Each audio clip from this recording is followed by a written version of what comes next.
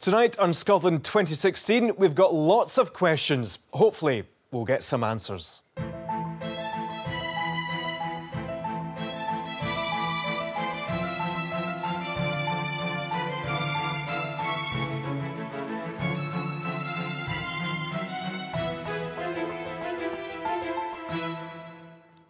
A collective meltdown at Westminster following the Brexit vote. The defeated Prime Minister is back in the Commons. His successor will make the break. Will Scotland take a different path? I'll be seeking to reach out to talk to European institutions and other member states. Nicola Sturgeon is already pursuing other opportunities. We'll speak to the Minister for Europe.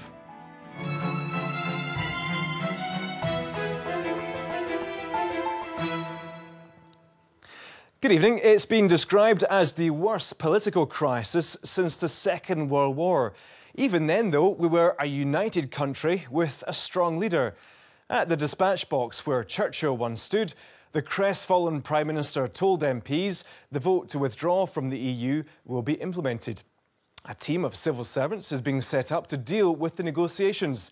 Here's our political correspondent, Nick Eardley. The decision taken in 1975 by this country to join the common market has been reversed by this referendum to leave the EU. It's hard to think of a more extraordinary weekend in recent British history. Following the referendum result, the Prime Minister said he'd stand down. I think the country requires fresh leadership to take it in this direction. Is it time to resign? The leader of the opposition is facing open revolt, and sterling has fallen to a 31-year low. The referendum result has sparked a range of emotions. Delight for many who supported Brexit, despair for most who supported Remain. The questions over what happens now, Britain's future, have been mulled over all weekend here in the Media Village. But today it was the chance of the government and MPs to say what they think should happen now. Order. Statement. The Prime Minister. The Cabinet met this morning and agreed the creation of a new EU unit in Whitehall. This will bring together officials and policy expertise from across the Cabinet Office, Treasury, Foreign Office and business departments. Clearly, this will be the most complex and most important task that the British civil service has undertaken in decades. But he wouldn't take all the decisions himself. Mr. Speaker, while all of the key decisions will have to wait for the arrival of the new Prime Minister, there is a lot of work that can be started now. For instance, the British and Irish governments begin meeting this week to work through the challenges relating to the common border area. The SNP's Angus Robertson was defiant. He echoed many of Nicola Sturgeon's arguments about what the result would mean for Scotland. We are a European country and we will stay a European country. And if that means we have to have an independence referendum to protect Scotland's place, then so be it. Jeremy Corbyn, meanwhile, is facing the most serious crisis of his leadership. He accused Leave campaigners of making promises they couldn't keep, but also hit out at his own critics. Our country is divided, and the country will thank neither the benches in front of me nor those behind for indulging in internal factioning manoeuvring at this time.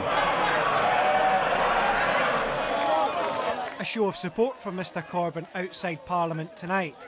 A battle for control of the Labour Party. Doubtless other political battles to follow.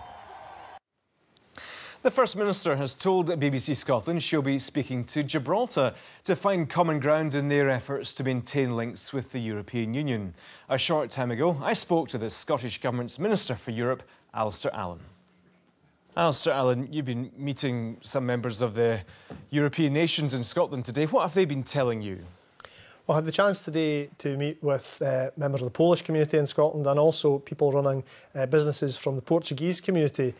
And in both cases, the main themes arising were uncertainty. People were really uncertain about their future, about their right to residency in future, about their ability to hire staff, about what would happen to the freedom of movement of people. Would that continue? Would access to a free European market continue? These were all questions people were asking, and unfortunately they're questions to which the UK government has not so far offered answers. And we've heard of some racist incidents down south. Any similar thing happening here in Scotland?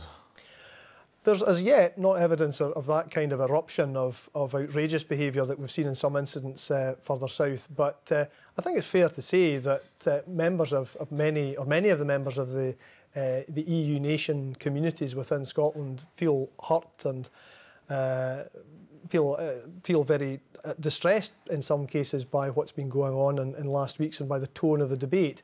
I don't see any great evidence at the moment of outbreaks of real unpleasant behaviour, but we're not complacent about that. We don't imagine that Scotland is immune from this in any way, and certainly it's not something that we want to tolerate in any way.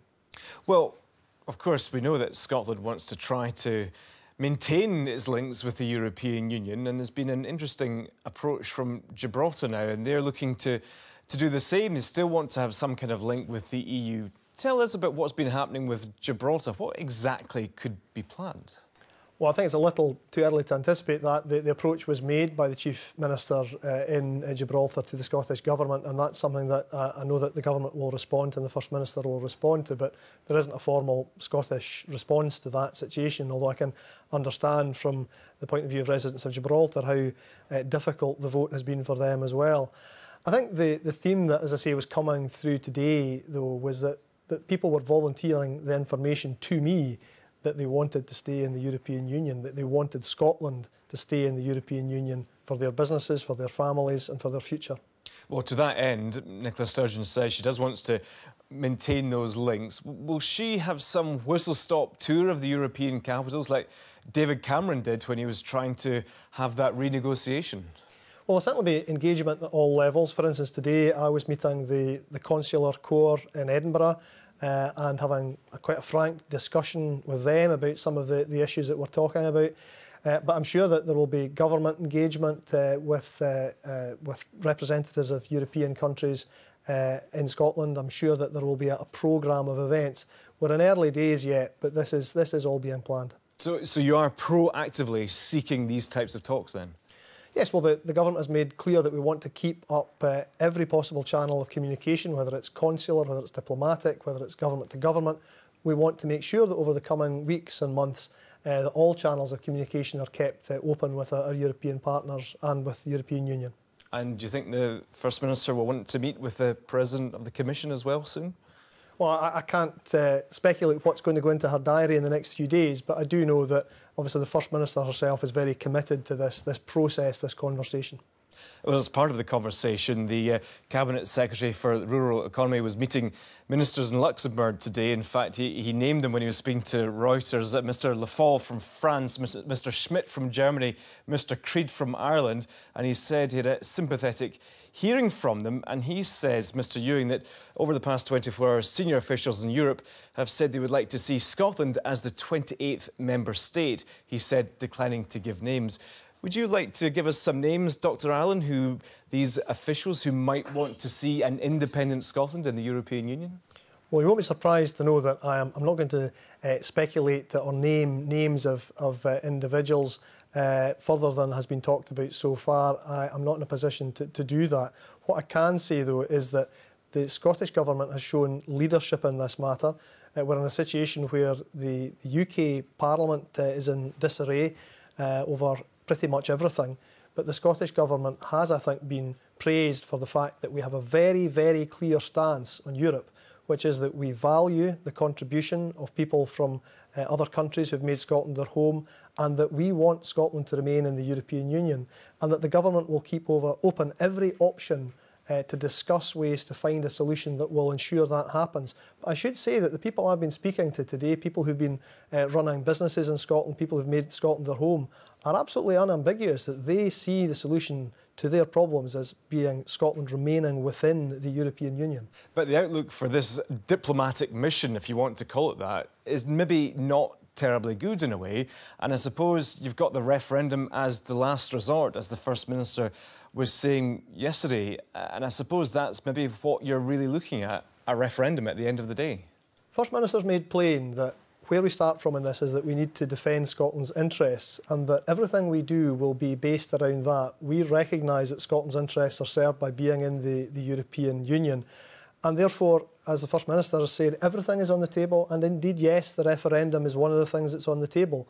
But we will try in the course of this week with the Parliament meeting to reach out across as many of the traditional political divides in Scotland as we can to make clear that everything is on the table, everything is up for discussion. But the aim that I hope that we all share is that Scotland remains enjoying the connection and the benefits from that connection that we have with Europe. Now, you mentioned Parliament, and in fact that motion on Europe will be debated tomorrow, and you're looking at support from Labour, the Lib Dems and the Greens. Do you think that adds to your case, I suppose? I think it does strengthen the argument that we're making that Scotland has clearly voted to remain in the European Union, and that that's not some position that's just been arrived at by one political party, that there is a cross-party consensus, I hope, building up around the position that Scotland has a voice, Scotland has expressed its view. Not only did 62% of people in Scotland vote to remain in the European Union, but pretty impressively, every single region in Scotland voted to remain in the European Union.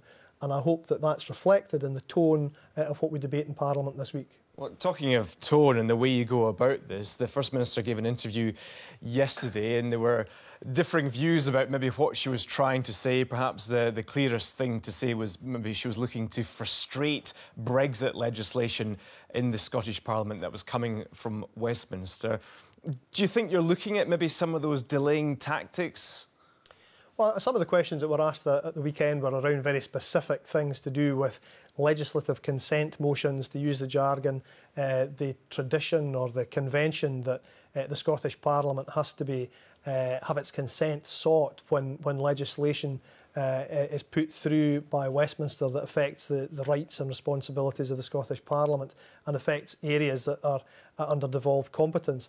Now, there's a whole legal and constitutional debate, I'm sure, which will be had around that. But I think it is right that we raise the issue that the Scottish Parliament will have a view on this. Even the Prime Minister, I think, has accepted that the Scottish Government and the other devolved governments will have a view on this. And those views have a right to be heard, and they will certainly be heard this week. Dr. Alistair Allen, thank you very much for joining us. There are so many questions following the vote. Let's try to get some more answers now. Here's one expert to help, David Bell, who's Professor of Economics at the University of Stirling. Good evening, David. Thanks very much for joining me. First of all, have you ever seen a shock like this? No. I mean, this is unprecedented. Certainly in my reasonably long lifetime, I haven't seen anything like this. I mean, we've had a big hit on domestic stocks, which hits people's pension funds.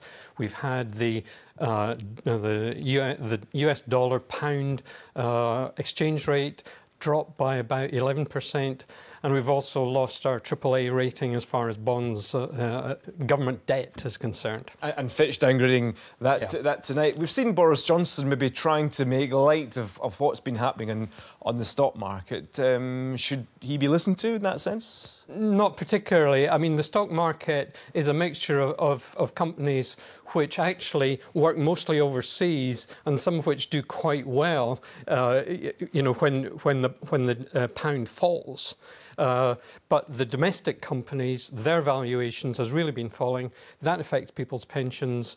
You know, if you had a pension pot before, it's likely that it's worth less now. So, picking up right to the domestic, to people's homes in a way, you mentioned pensions there. Yep. What about mortgages? What about general prices in the shops, petrol prices and so on? Yeah, well, for example, I mean, the fall in the exchange rate will come through quite quickly into petrol prices, more slowly into things like food prices, but we'll see quite a rise in the rate of inflation compared with where it's been for the last few years, actually. Of course, that may be an opportunity for some businesses in Scotland and elsewhere because, you know, British, Scottish goods will be cheaper relative to those from overseas.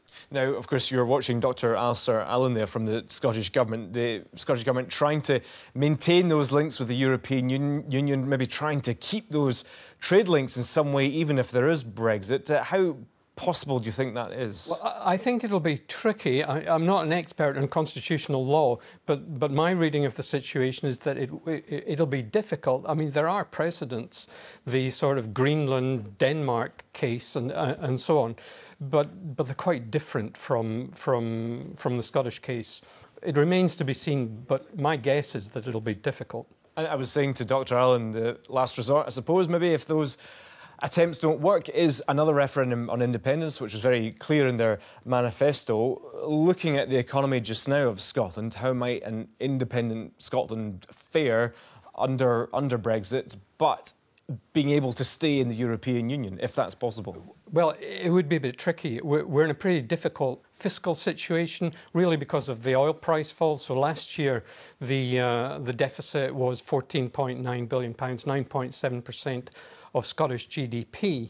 Now, if you're going into the EU, the rules say, politics might say otherwise, but the rules generally say that you have to commit to joining the euro. If you commit to joining the euro, you have to obey what's called the Maastricht criteria, one of which, for example, is that the deficit should be no more than 3% of GDP. Now, what that would mean is that Scotland has to find basically around £10 billion worth less public spending than it currently has. Now, some of that is sort of imputed stuff like defence, which we don't, you know, it's not really doesn't really happen in Scotland. 3 billion of that, so Scotland might not have any defence forces. That's not a real cost. Yeah, it's not a real cost at the minute. We might refuse to take any debt, which would have consequences, but that would save us another 2.7 billion.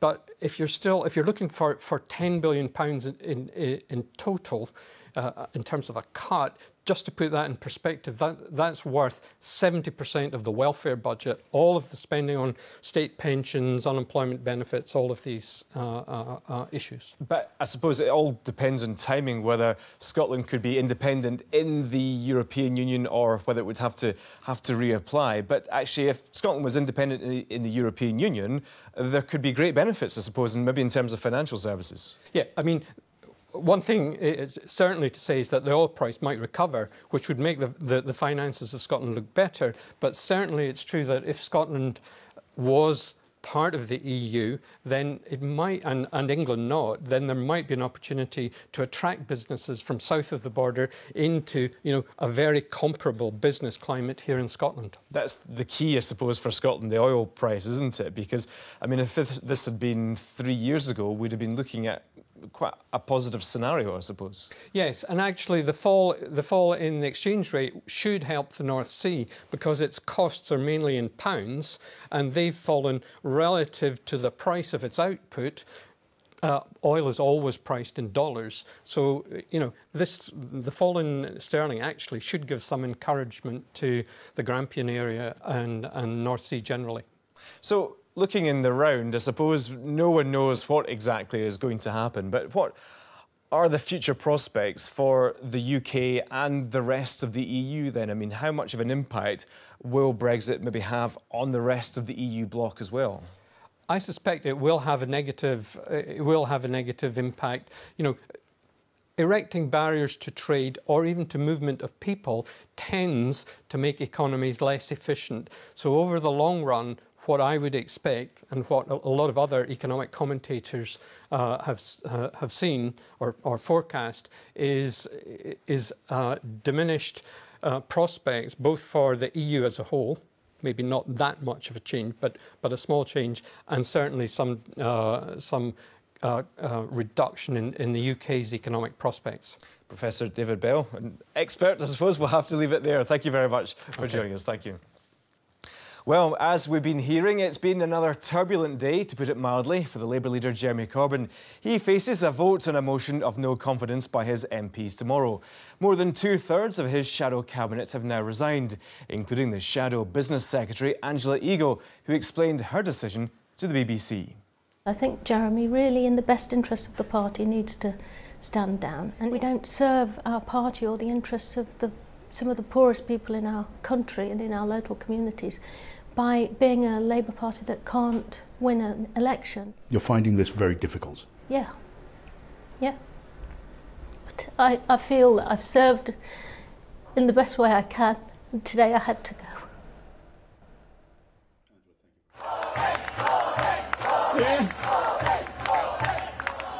If there are members of Parliament or members of the party who disagree with Jeremy and his policies upon which he was elected, it is open to them under our constitution to seek another election. But let me make it clear, if there is another leadership election, Jeremy Corbyn will be standing again and I will be supporting him.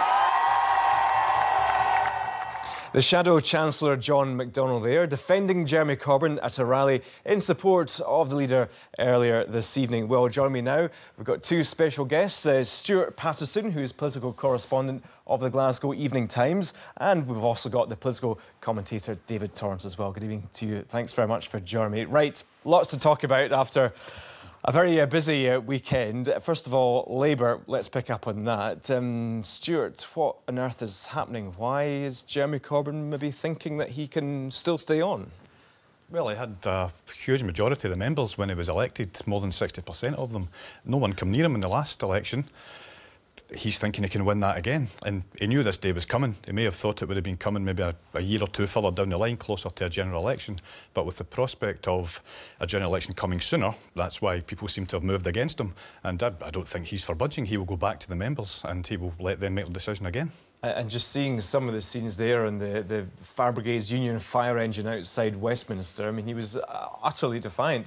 And John McDonnell was perhaps even more defiant in a sense. Yeah, well, I think he's laid down a marker. He said today in the House of Commons, which was quite remarkable and strange, that at the same time when he's trying to attack the Tories and attack David Cameron, he's having a go at the people behind him for plotting against him, when really at that point he should be keeping his fire for the Conservatives. But he obviously he knew it was coming. He's ready for it. Whether he can survive is another matter, but I can't see him stepping down anytime soon. And David, I think those backbenchers were shaking their heads when he made the comment that Stuart alluded to. Now, some people are wondering whether he will stand or whether he would be allowed to stand. I think there's a bit of a legal argument there, isn't there? Yeah, I mean, it's come to a pretty pass when the Leader of the Opposition has to consult lawyers about his position. Yeah, there seems to be a dispute between whether he would be automatically on the ballot, and Labour has a similar system with the Conservatives, where the parliamentary party selects candidates and then it's put to the membership. But if he doesn't end up on the ballot, and remember, he only got on last time because some Labour MPs who didn't support him thought it was a good idea to have a debate. It was all a bit of an accident, really. But if he doesn't end up on again, then he can't be elected, and the grassroots support becomes irrelevant. But if the party in the country feels they've been somehow deliberately deprived of a leader they like, you have a huge issue there. But I noticed one former Labour MP today, Gemma Doyle, was basically saying to Corbyn's supporters in the country, if you don't like it, you should look elsewhere. Well, I suppose they'll be maybe putting the cart before the horse, but there will be the vote of no confidence tomorrow. I mean, that's we'll have to... There will be, and I think that's a sign that the parliamentary Labour Party don't get what's happening out in the wider country. A small band of MPs think that they can overturn the democratic result of the grassroots party membership, and they're going to hold a ballot in secret to try and force Jeremy Corbyn out, whereas he's got the support of the country out there. That's what's been happening in the last few years in politics, is the wider public are just not happy with elites, and the same thing seems to be happening. They don't seem to be listening. OK, well, we've also got the Conservatives having their problems they don't have their problems to seek either when it comes to leadership as well. Just briefly on that, David. Yeah, well, you could end up in a similar situation, actually. Boris Johnson doesn't have very strong support in the parliamentary party, but he clearly has potentially large support in the grassroots. And the Stop Boris movement, coordinated, one suspects, by the Prime Minister and possibly the Chancellor. Again, you have a similar situation. If the party membership, Tory parties and Tory party members in the country feel that their chosen candidate, their preferred candidate, is somehow being taken away from them, they won't be very happy. And of course, Stuart, there could be an election. The new leader, Backbench 1922 committee decided the timetable today. New leader by September. Do you think there could be an October election? I think that may be a bit quick to have a general election. If it's not going to be October, then you'd probably be into the new year, and you'd be looking at the spring again. They would have to call it straight away as soon as the new leader is announced, and then it's an election in October. I think that would probably be the right thing to do if there's a new Conservative leader, a new Prime Minister. Especially after the EU referendum, they should go and get a mandate for what type of negotiations they want to they want to take forward with to take Britain out of the EU, or even if they want to keep Britain in the EU, depending who wins. Well, we'll see exactly. We can see what happens with that, because David, of course, Nicola Sturgeon, as we're speaking to Dr. Alistair Allen about, she'll maybe have that charm offensive around the continent, looking for support for Scotland to maintain the links with the EU. How likely is that on the road to perhaps a referendum? Yeah, but this is the million-dollar question. There is no model, as the First Minister said herself. This is uncharted territory. People have spoken of a reverse Greenland. I don't think that's a runner. The idea of the Scottish Parliament vetoing Brexit, although she didn't use that word, I don't think that's a runner either. We will only know when she's spoken to the people that count, and that is the Commission President, the President of the Council, and so on in Brussels, and that will happen, one assumes, soon. I don't think these sort of fringe noises from a former Belgian Prime Minister, an Irish politician, making positive noises are really very significant. It's what the member states think that counts ultimately. Although, Stuart, we're hearing from Fergus Ewing. He was in Luxembourg today, and he was hearing very positive things from some officials he was speaking to. In fact, I think they were even saying they would welcome Scotland as the 28th state. You could probably pick and choose who you speak to, who will give you favourable noises, but they've got to get, as David said, you've got to get the agreement of all 27 members, as it will be for Scotland, to either remain or to come back in if we're independent. And you may get one or two is not enough. You need 100%. And Spain, this came up 2 years ago. You know, Catalonia is now a much more live constitutional situation there, and Spain's reluctance to create a precedent might be even greater than it was 2 years ago. So ultimately, if you turn the attention back to Westminster when it comes to whether there is Brexit or not, or what kind of a model, Stuart, do you think we might end up with? It was very difficult to predict. Well, like we've said, it is uncharted waters. No one knows what's going to happen. There is no plan. There is no plan for Brexit. There is no plan for how the UK will look once we have these negotiations and what sort of country we'll have. No one seems to know. That's the problem that we have. David, that kind of picks up on maybe some anger there's been at pro-Brexit people, that there was no plan for this in a way if the vote went for leave. Yeah, I mean, they're catastrophically unprepared. They've rolled back on the more unrealistic promises made over the past few days. And Boris Johnson, in a newspaper column, I mean, this is quite remarkable stuff, floating the idea almost of the European Economic Area, which is a group which includes Iceland and Norway, so you retain access to the single market. But crucially, there's a quid pro quo in terms of freedom of movement and a financial contribution, both things that I think most people who voted leave in the referendum rather expected they were getting away from. And Stuart, just hearing from what Professor David Bell was saying there, I mean, do you think people maybe knew some of the impacts there were? I mean, there was the Project Fear campaign, some people called it, and then do you think that has come to pass? Or maybe do you think some people are now thinking, well, maybe things aren't quite are as bad as what was said by the Chancellor, for example? There's no emergency Brexit budget, for example. Yeah, well, there is that. But we're also hearing that some people on the Leave side didn't expect this. They didn't expect that the country would actually vote to leave. And it's all been about what we're seeing in the Conservative Party just now. It's all been about the Conservative Party leadership. And no one expected we would be in this situation, so no one anticipated the mess that could be created. Which is grossly irresponsible politics. Yes. I mean, that cannot be emphasised enough. Well, as I said to Professor David Bell, we'll have to wait and see what happens. Stuart Patterson, David Torrance, thank you both very much for joining me. And that's it for tonight. Thanks very much for being with us this evening. Shelley will be here tomorrow night at the usual time, 10:30 here on BBC Two Scotland. Please do join her then. From all the team here tonight, bye for now.